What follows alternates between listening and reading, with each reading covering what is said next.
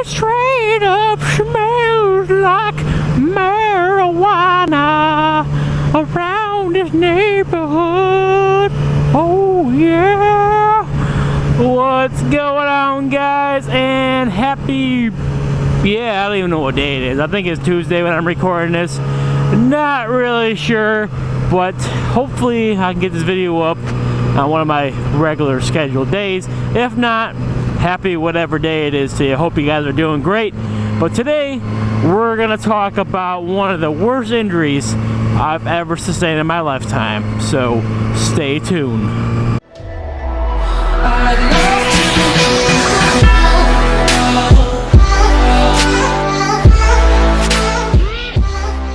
Alright, I am getting real pissed off. Drop.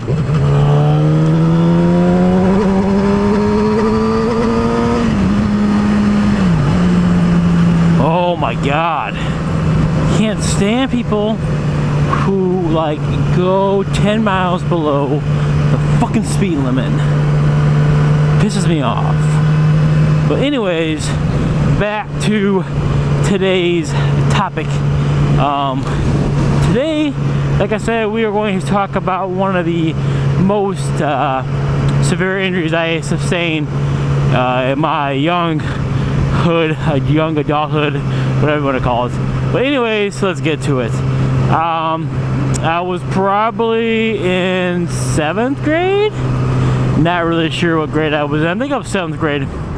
And it all started after we ate some pork chops. Because, you know, pork chops are like real good when they're cooked right. And they're not like really thick and, you know, cooked the hell out of and all dry and shit. But when they're real, you know, cooked right and they're, you know, done right, they are real good. I love me some pork chops. I know I'm just rambling about nonsense at this red light, but let me get riding again, guys, and I'll continue the story. Alright, so like I was saying, it all started when I was eating me some pork chops and I done finished my meal because, you know, I'm a big boy, I eat all my food. So got done eating my pork chops and I went down to pet my dog that I had at the time, which was, oh god, she was a great dog. Her name was Annie. She was a Belgian Malinois. That's how it's spelled, but it's pronounced Malinois. They kind of look like German Shepherds, but they're not as fluffy. They have like, I guess, deer-like fur, so it's more coarse and more fine. Great freaking dog. We adopted her from Beaumont, Texas, flew her in, you know, did the whole adoption thing, and we had her a long time. But anyways, I'll post a picture of what kind of dog I had, what she looked like, so you guys, you know the severity of my story. But anyways, went down to pet her, and my knee hit her paw, and in reaction, in her own, you know, defense, she turned around and she bit me right in my left fucking eyeball.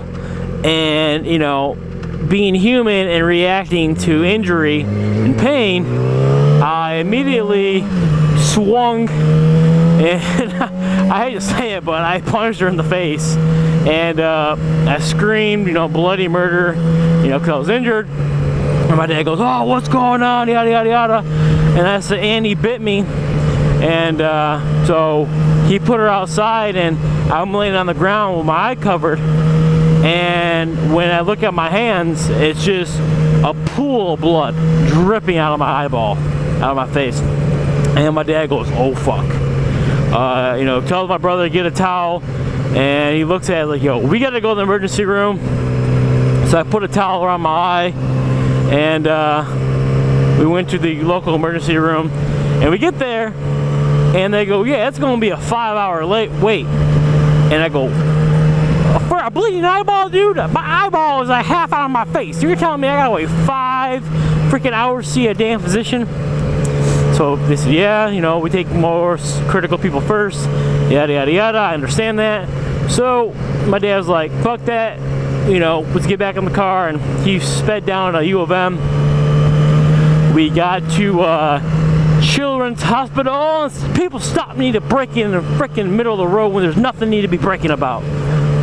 But we went to U of M, and you know, they took me right away at Children's Hospital at the Kellogg Center, where they do all their eye stuff.